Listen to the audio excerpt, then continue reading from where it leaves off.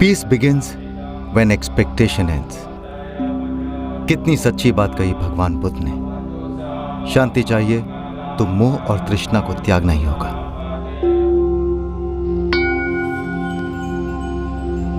भगवान बुद्ध की धरती है बोध गया, जिसे हम बिहार की आध्यात्मिक राजधानी के नाम से भी जानते हैं। यहां रग रग में बुद्ध हैं और यहीं आपको कई जगह महान सम्राट अशोक के शासनकाल के बने भगवान बुद्ध के स्मारक और शिलालेखों के दर्शन होते हैं।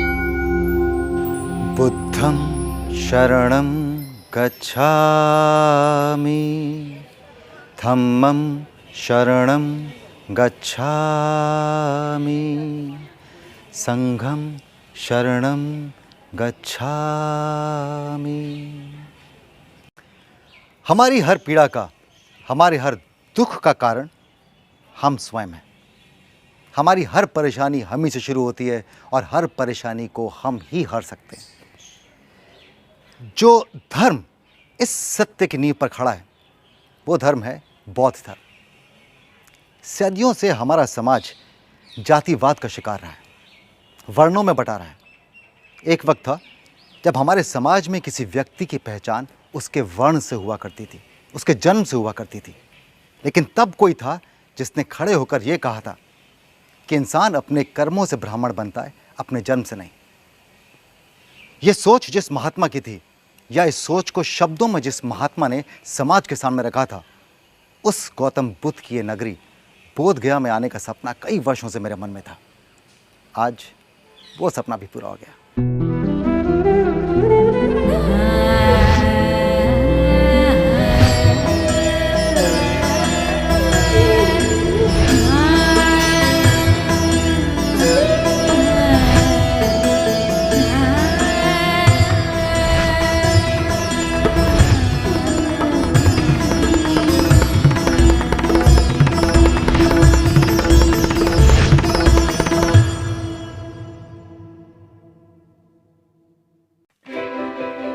इस कड़ी में करूंगा दर्शन उस पेड़ के जिसके नीचे भगवान बुद्ध को हुई थी ज्ञान की प्राप्ति।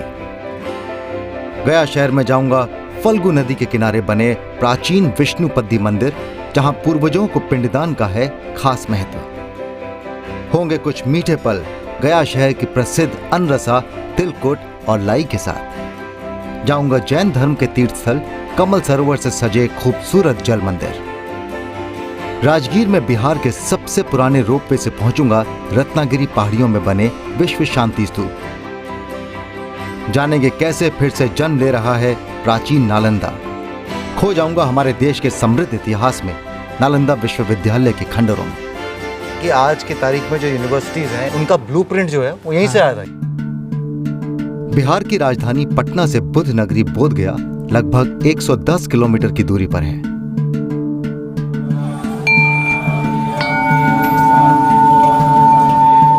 महाबोधि मंदिर बौद्ध धर्म के 4 पवित्र धार्मिक स्थलों में से एक है। यह वही स्थान है जहां गौतम बुद्ध को आम युग पूर्व 6ठी शताब्दी में बौद्धित्व यानी एनलाइटमेंट प्राप्त हुआ था। यूनेस्को द्वारा विश्व धरोहर घोषित इस मंदिर की बुनियाद 2300 वर्ष पहले सम्राट अशोक द्वारा रखी गई थी। सोचिए, ये किसी धातु का नहीं बना हुआ, ये पत्थर का बना है। आज बोध गया में हर साल हजारों लोग शांति की तलाश में Burma, Sri Lanka, Bhutan, Japan, Thailand, Europe और अमेरिका जैसे देशों से आते हैं। क्या आप जानते हैं कि बौद्ध भिक्षुक को भंते जी कह के संबोधित किया जाता है? और इस समय मेरे साथ में है डॉक्टर दीनानंद भंते जी, जिनके कंधों पर इस पूरे मंदिर की देखरेख की जिम्मेदारी है। नमस्कार। नमस्कार। सिद्धि प्राप्ति का मतलब क्या होता है? मोह, लोभ, द्वेष, माया जाल से मुक्ति पाना, जिसको तृष्णा कहते हैं। This look so nice, I need it, ये तृष्णा है। तो जो उनके पास में जितना भी तृष्णा था वो वहाँ पर ही उनको समाप्त हुआ था। पर एक आम आदमी के लिए सिद्धि प्राप्त करना तो थोड़ा मुश्किल है। मध्य मार्ग अपनाओ, यही तो बुद्ध को कहना है। न नीचे जाओ न ऊपर जाओ। बचपन में हम लोग किताबों के अंदर एक मंत्र पढ़ा करते थे जी, बुद्धम शरणम गच्छामि। बुद्धं शरणं गच्छामि, ये पाली वर्ड्स है। मैं बुद्ध के शरण में जाता हूँ।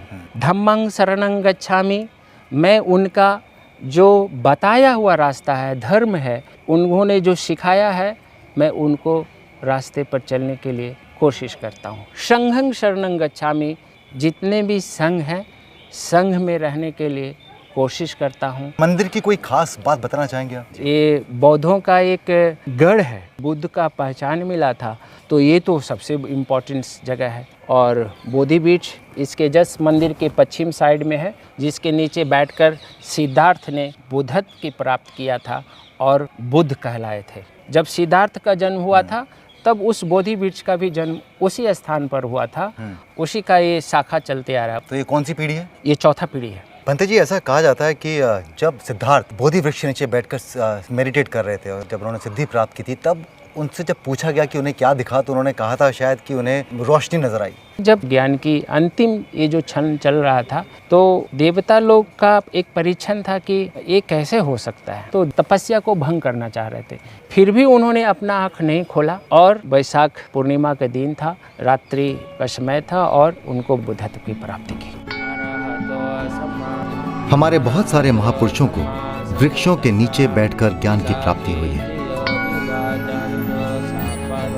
महाबोधि मंदिर के बीचों बीच स्थित है मूचालिंडा सरोवर, जिसके बारे में कहा जाता है कि भगवान बुद्ध के ध्यान के छठे सप्ताह में एक बहुत बड़ा तूफान आया था और उस समय नागराज मूचालिंडा ने इस सरोवर से निकलकर भगवान बुद्ध को अपना आश्रय प्रदान किया था।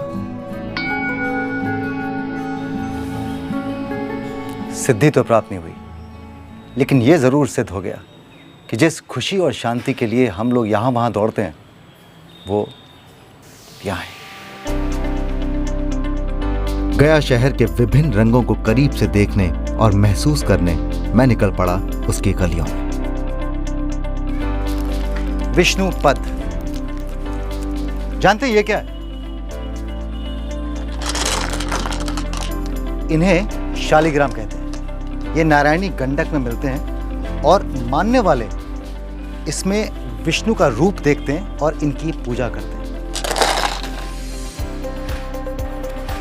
मैं कभी कभी सोचता हूं कि अगर मैंने रग रग में गंगा नहीं किया होता, तो क्या मैं अपने देश के ये छोटे छोटे शहर देख पाता?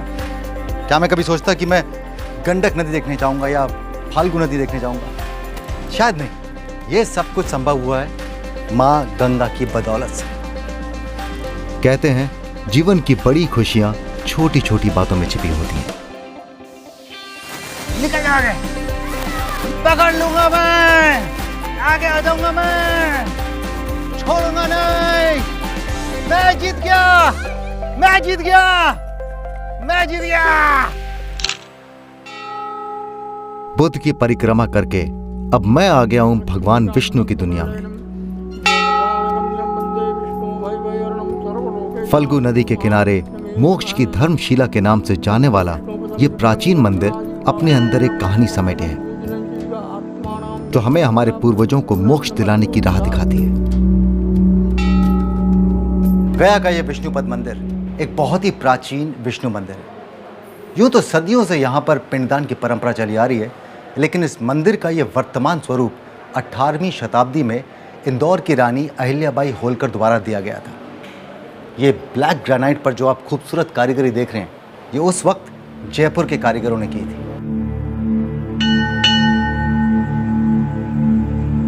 हिंदू धर्म के अनुसार मृत आत्मा की शांति के लिए पिंड दान करने की परंपरा सदियों से चली आ रही है।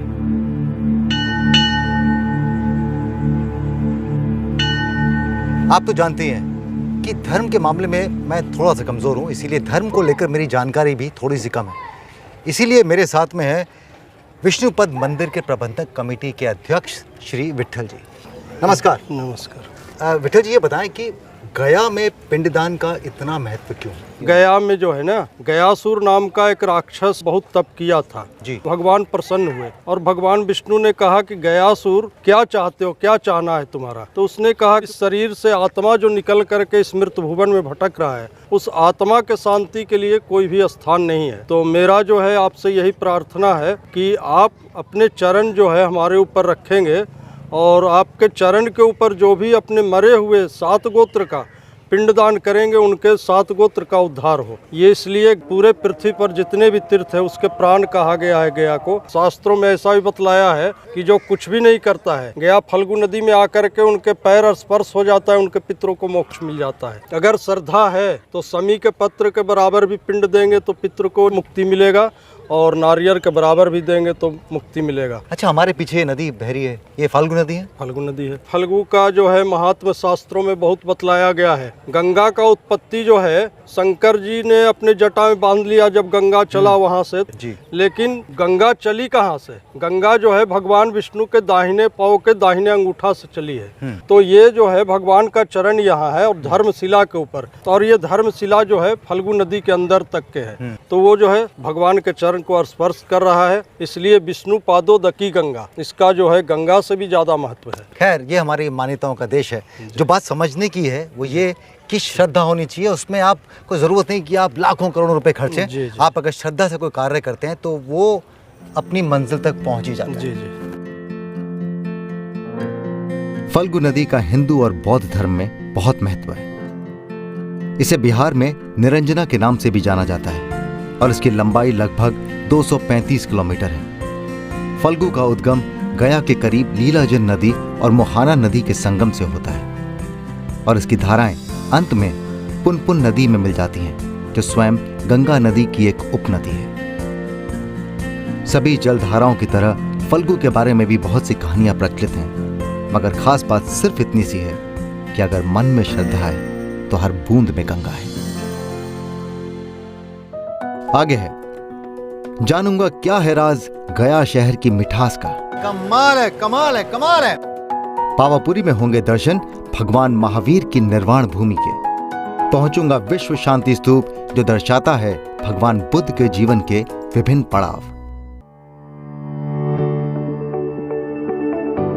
देखिए, अगर जीवन में मीठे अनुभव ना हो तो जीवन जरा नीरस हो जाता है, और मैं बिल्कुल नहीं चाहता कि मेरा या आपका जीवन कभी नीरस हो। तो चलिए आज मिठास बढ़ाते हैं गया शहर का कुछ प्रसिद्ध मीठा चक्कर। तो इस बार गया के अंदर जब मैं आया तो मैंने हर जगह पे तिलकुट तिलकुट तिलकुट पढ़ा। तो मैंने कहा ये तिलकुट क्या होता है, यही जानने के लिए मैं इतनी भीड़ वाले मार्केट के अंदर खोज निकाले हैं आपको हम। अब ये बताइए कि तिलकुट होता क्या है? ये पहले पूर्वज जो थे वो माटी की हांडी होती थी पहले, उसमें वो तिल को गर्म करके उसमें चाशनी बना करके लोहे के खल से उसको कूटते थे। तो तिलकुट, हाँ, तिल गर्म होता है, शरीर के लिए गर्मी जरूरी है जाड़े के दिनों में। तो ये तिलकुट जो है लोग जाड़े के दिनों में बहुत पसंद करते हैं। बेहतरीन, गज्जा के काफी करीब है। दोनों आइटमें सेम है, उसमें भी तिल और चीनी है, इसमें भी तिल और चीनी है। अपने अपनी बनाने की कारीगरी अलग अलग। पानी की कारीगरी, हाँ, कारीगरी है एक्चुअल में, ये ऐसे नहीं बन जाता भैया। आपको सलाम है साहब, सलाम है। ये तो तिलकुट हो गया। हाँ। इसके अलावा ये क्या दूसरा आइटम है यहाँ का जो सबसे फेमस है वो है अनरसा। अनरसा? हाँ, अनार से बनता है? नहीं, ये चावल का आटा से, जिसको अन्न लोग बोलते हैं। हाँ। और उसमें जो है चाशनी दिया जाता है, अन्न रसा। ये देखिए पूरा बीच में मावा भरा जाता है। तो ये है अनरसा, अन्न से बनता है, अंदर रस होता है। अब आप ही मुझे बताइए, अगर मैं ये शो नहीं करता तो क्या मुझे कभी अनरसा चखने का मौका मिलता? ये आइटम जो है आपको और इंडिया में कहीं नहीं मिलेंगे। कमाल है, कमाल है, कमाल है। मजा आ गया, क्योंकि एक्चुअल में मैंने कभी ना तो अनरसा के बारे में सुना था, स्वाद तो छोड़िए। अनरसा एक ऐसा चीज है कि ये चावल का ऊपर लेयर है जी, उसको फ्राई करने के बाद ये हार्ड हो जाता है, जो नमी को एब्जॉर्ब कर लेता है, जिसके कारण इसका स्वाद खराब नहीं होता। सर आप तो मिठाइयों के साइंटिस्ट हैं। और तीसरा आइटम ये लाई होता है। अब बहुत दूर का बात, थोड़ा बिहारी भाषा में बतलाइए ना हमसे। ये जो है नदी के किनारे खुबिया दाना का पेड़ होवेला, एकरा में खोवा मिक्स करके चाशनी मिला करके एकरा बना देवल जाला। इस फलार में भी खाला, ऐसे भी खाला। अरे बहुत क्या फेमस बोल आइटम। डाला। ये हुई ना बात, ये हुई ना मिठास।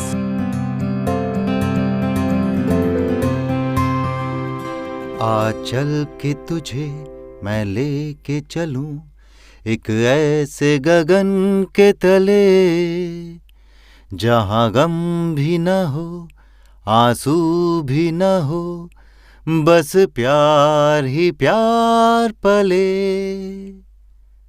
ऐसी कोई जगह है क्या हमारे देश में? शायद होगी। अरिहंताणं नमो सिद्धाणं नमो आय। कमल सरोवर से सजी ये धर्मस्थली मानव को सुख, शांति और प्यार का अनमोल सबक हर पल याद कराती है। हम सादगी से कितना सुंदर जीवन जी सकते हैं, ये जैन धर्म हमें सिखाता है। कहा जाता है कि जब भगवान महावीर स्वामी यहाँ आए थे तो उस समय हिंसा का बहुत बोलबाला था। ऐसे समय में महावीर स्वामी के अहिंसा के संदेश को राजाओं ने सुना और समझा, और इस जगह को अपापपुरी का नाम दिया गया, जिसका मतलब है जहां पाप ना हो। आगे जाकर यह जगह पावापुरी के नाम से जग प्रसिद्ध हुई। पटना से तकरीबन 3 घंटे की दूरी पर है पावापुरी, जो कि अहिंसा के सिद्धांत पर खड़े जैन धर्म के लिए एक बहुत ही पावन स्थल है। ऐसा माना जाता है कि आज से 2500 साल पहले जैन धर्म के 24वें और आखिरी तीर्थंकर यानी उपदेशक भगवान महावीर ने इसी स्थान यानी इस पावनपुरी में निर्वाण प्राप्त किया था, और इस समय जहाँ मैं खड़ा हूँ वहाँ पर उनका अग्नि संस्कार हुआ था। उमा जी नमस्कार। नमस्कार। ये अग्नि संस्कार क्या एक आम जो एक अंतिम संस्कार होता है वैसा होता है या कुछ बहुत फर्क होता है? यहाँ पे जैन धर्म के जो 24वें एवं अंतिम तीर्थंकर थे भगवान महावीर स्वामी जी, उनका अग्नि संस्कार हुआ था। वो आम आदमी नहीं, देवताओं द्वारा अग्नि संस्कार किया गया था। तीर्थंकर किसे कहते हैं? तीर्थंकर जो धर्म को चलाया है, धर्म को जिन्होंने चलाते। कहते हैं कि भगवान महावीर स्वामी जी का अग्नि संस्कार में भस्म जब कम पड़ गए, लोगों ने यही समझा कि इनके भस्म तो इन्हीं मिट्टियों में मिश्रित हैं। वही भस्म मिली हुई मिट्टी को उठा उठा के लोग तिलक करना शुरू किए और पूजे के लिए अपने अपने घर ले गए। उसी से गड्ढा बढ़ते बढ़ते कालांतर में आज इतना विशाल सरोवर बना। तो ये जो हम तालाब देख रहे हैं आसपास, ये इसलिए बना क्योंकि लोग यहाँ से मिट्टी आज भी यहाँ की मिट्टी को उसी पवित्र भावना से घर ले जाते हैं, अपने मस्तक पर लगाते हैं। अच्छा, चारों तरफ मैं देख रहा हूँ कमल ही कमल है। इस मंदिर का पूरा नाम है पावापुरी जल मंदिर, पद्म सरोवर, कमल सरोवर कहते हैं। ये मंदिर उस समय का है जब भगवान महावीर स्वामी जी का निर्वाण हुआ था, तो इनके बड़े भाई राजा नंदीवर्धन जी स्थापना करवाए थे। फिर बाद में विभिन्न राजाओं के काल में इसका समय समय पर जीर्णोद्धार होता रहा। अच्छा, साल में कोई ऐसा खास समय रहता है जब लोग यहाँ ज़्यादा? यहाँ हमारे जैनियों में महत्वपूर्ण है कि वो दीपावली मनाते हैं। जैन धर्म में इसलिए है कि भगवान महावीर स्वामी जी का निर्वाण प्राप्त दीपावली के दिन ही हुआ था। अच्छा, इसलिए ये खास हो जाता है। और उस दिन यहाँ आने को लोग अपने आप को धन्य महसूस करते हैं कि मुझे पावापुरी का एक दीपावली करने का मौका मिला। अच्छा, मैं जानता हूँ जैन धर्म 5 सिद्धांतों पर खड़ा है। अहिंसा बहुत ही पॉपुलर जैन धर्म में पहले से ही ये सिद्धांत है कि किसी प्रकार की जीव की हवा में जो उड़ते हुए तैरते हुए उसकी हत्या नहीं हो जाए, उसकी भी प्राण रक्षा हो और हमारे भी नुकसान नहीं करे, इसके लिए मास्क। अहिंसा परमो धर्म, जियो और जीने दो का सिद्धांत इसी मगध से पूरे दुनिया को संदेश गया। इस एक सिद्धांत को अगर हम सब समझ लें तो शायद दुनिया बहुत ज़्यादा खूबसूरत हो जाएगी। चलिए, चारों तरफ कमल ही कमल है। मेरा नाम का अर्थ भी कमल है। आज एक और कमल यहाँ खिल गया, राजीव कमल। भगवान महावीर का जन्म एक राजसी परिवार में हुआ था और उनका बचपन का नाम वर्धमान था। 30 साल की आयु में उन्होंने सारे राजसी सुखों को त्याग कर वन में 12 साल कठोर तपस्या के बाद कैवल्य की प्राप्ति की और वो महावीर के नाम से जाने जाने लगे। जब भगवान महावीर का निधन हुआ तब उनके बड़े भाई राजा नंदीवर्धन ने यहाँ पर उनके चरण स्थापित किए। आप जानते हैं, आज अगर विश्व में कोई चीज़ सबसे तेज़ी से लुप्त होती जा रही है तो वो है शांति। हम कुछ भी हासिल कर लें, कितनी भी कामयाबी हासिल कर लें, कोई भी उपलब्धि पा लें, लेकिन अगर मन में शांति नहीं है तो सब कुछ बेमानी है। हम चांद पे क्यों ना पहुंच जाएं, लेकिन अगर धरती पे हमारे मन में शांति नहीं है तो वो उड़ान बेमानी है।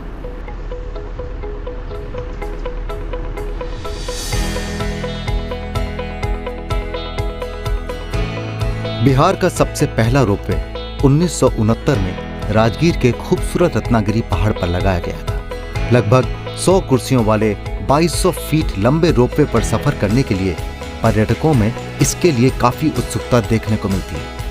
और मैं इस समय जा रहा हूं राजगीर के विश्व शांति स्तूप। यह केबल कार तकरीबन 1000 फीट की ऊंचाई तक पहुंचती है और यह पंत वाइल्ड लाइफ सेंचुरी के ऊपर से होकर गुजरता है। बहुत ही खूबसूरत नजारा। बिहार के नालंदा जिले में बना यह सफेद विश्व शांति स्तूप 1969 में अस्तित्व में आया था। बाद में इसे और भव्य और खूबसूरत बनाने का काम शुरू हुआ जो 1993 में पूरा हुआ। 120 फीट ऊंचा यह स्तूप रत्नागिरी पहाड़ी पर 400 मीटर की ऊंचाई पर स्थित है। इस विश्व शांति स्तूप की 4 दिशाओं में गौतम बुद्ध की 4 प्रतिमाएं हैं जो उनके जीवन के 4 महत्वपूर्ण अंशों को दर्शाती है। जब उनका जन्म हुआ, जब उन्होंने सिद्धि प्राप्त की, जब उन्होंने अपने ज्ञान से विश्व को अवगत करवाया और जब उन्हें महापरिनिर्वाण प्राप्त हुआ। पिछले लगभग 50 सालों से यह शांति का दूत बनकर विश्व को शांति का संदेश दे रहा है।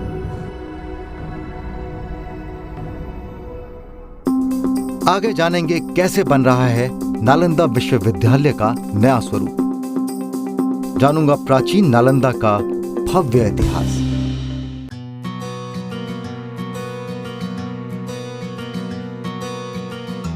बीते हुए कल को आज बनते देर नहीं लगती। नालंदा के गौरवशाली अतीत को फिर से पुनर्जीवित करने के लिए नालंदा की तर्ज पर राजगीर में खोली गई है नालंदा यूनिवर्सिटी। हमारे जो ईस्ट एशियन कंट्रीज़ के मेंबर्स हैं, इन्होंने सपोर्ट किया कि नालंदा को फिर एक बार जन्म लेना होगा। 2010 में by an act of parliament Nalanda university को स्थापित किया गया। इसका जो बेंचमार्क है एंशिएंट नालंदा यूनिवर्सिटी है। नालंदा और तक्षशिला तो विश्व गुरु रहे हैं, तो एंशिएंट नालंदा में ऐसे था कि शस्त्र और शास्त्र दो ही तरह की विद्या पढ़ाई जाती थी। तो मैथमेटिक्स पढ़ा रहे हैं, तो प्योर मैथमेटिक्स नहीं पढ़ाया इन्होंने, इसको पढ़ाया अर्थशास्त्र के साथ, इसको पढ़ाया इन्होंने आयुर्वेदा के साथ, इसको पढ़ाया एस्ट्रोनॉमी के साथ, इसको पढ़ाया गया लॉजिक के साथ। Cleaning of Ganga also will be part of, ये भी एक रहेगा। या पोल्यूशन है, वाटर मैनेजमेंट में ये भी है। प्रोजेक्ट जो नमामि गंगे है, मिनिस्ट्री भी कर रही है, तो इसको भी मूल रूप से ध्यान में रखते हुए हमारे courses have been developed. Nalanda विश्वविद्यालय प्राचीन काल के सबसे महान महाविद्यालयों में से एक है। इसकी स्थापना 5वीं शताब्दी में कुमारगुप्त ने की थी और फिर 7वीं से 12वीं शताब्दी के बीच इसका विस्तार कन्नौज के राजा हर्षवर्धन और उत्तर भारत के पाला राजाओं के शासनकाल में हुआ था।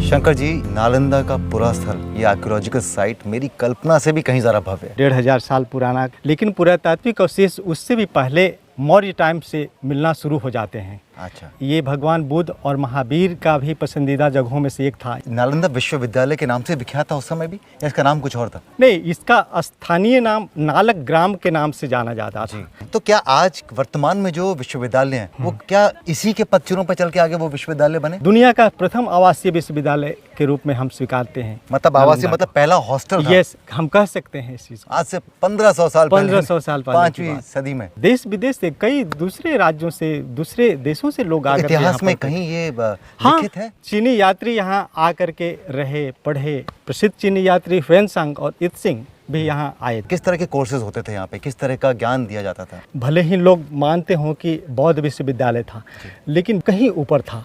यहाँ पर धातु विद्या का पढ़ाई, यहाँ पर चिकित्सा विद्या का पढ़ाई, एस्ट्रोनॉमी का पढ़ाई, मेटाफिजिक्स का पढ़ाई होता, मेटलर्जी साइंस का होता था, व्याकरण का होता था, कई भाषाओं का पढ़ाई होता था यहाँ, धर्म का, दर्शन का। ऐसा लगता है कि आप मॉडर्न एजुकेशन सिस्टम के बारे में बात कर रहे हैं। तो आपने कहा 12वीं शताब्दी में लगभग बंद हो गई, कोई कारण था बंद होने का हमारे पास? ऐसा भी माना जाता है कि 12वीं शताब्दी तक आते आते राजनीतिक परिवेश बदल रहे थे।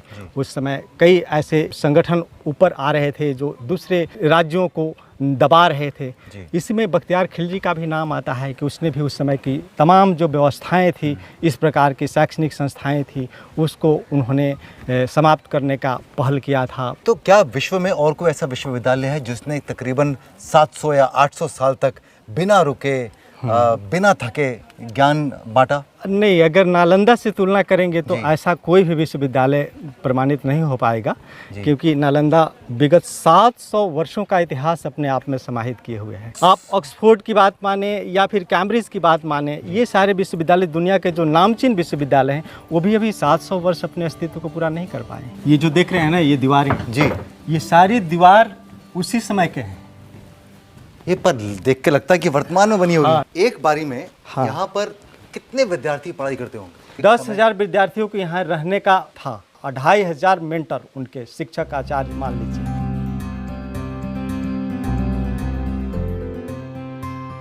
ये कोर्टयार्ड है जैसा कि आपने कहा, और ये पानी का कुआं तो जाहिर सी बात है कि इसमें पानी देखिए आप, पानी तो अभी नहीं। आप इधर से जाएंगे तो देखेंगे इसमें अन्नागार था, यहाँ ग्रेनरी, यहाँ पर ग्रेनरी इसको कह सकते हैं। तब ये देखने के बाद ऐसा लगता है कि आज की तारीख में जो यूनिवर्सिटीज़ हैं या जो विश्वविद्यालय हैं, हाँ उनका ब्लूप्रिंट जो है वो यहीं से आया था, यहीं से शुरू हुआ था। हाँ तो देखिए वक्त निकल जाता है, उसके अवशेष रह जाते हैं। आज उस काल के हैं, कल हमारे काल के होंगे। आप अभी ऊपर देख सकते हैं कि किस प्रकार से कमरे में बेड बने हुए हैं। ये देखिए यहाँ 2 बेड है, ये और ये। विद्या, ज्ञान और हमारे समृद्ध इतिहास का अगर कोई दूसरा नाम हो सकता है तो वो है नालंदा। बस यहाँ आकर आप खोदते जाइए और नालंदा के इतिहास के ज्ञान को अपने झोले में भरते जाइए। जैन धर्म से भी मिल लिया और बोध गया भी हो गया। सभी धर्म कितने खूबसूरत हैं अगर हम उन्हें समझें तो। अगर आपको विभिन्न धर्मों को जानने का ज़रा सा भी मौका मिले ना तो ज़रूर जानिएगा, क्योंकि आप ये जान जाएंगे कि हर धर्म एक ही बात कहता है, किसी को हानि मत पहुंचाओ, प्रेम भावना से जियो और हर किसी की इज्जत करो। मैं चलता हूं, अगले एपिसोड में दोबारा आपसे मिलूंगा, लेकिन जा रहा हूं इस उम्मीद के साथ कि हम अपने भगवान को खुश करने के लिए किसी और के भगवान का अपमान नहीं करेंगे। जिस इज्जत की अपेक्षा हम अपने भगवान के प्रति दूसरों से रखते हैं, दूसरों के भगवान को हम वही इज्जत देंगे। गुड नाइट, शब खैर।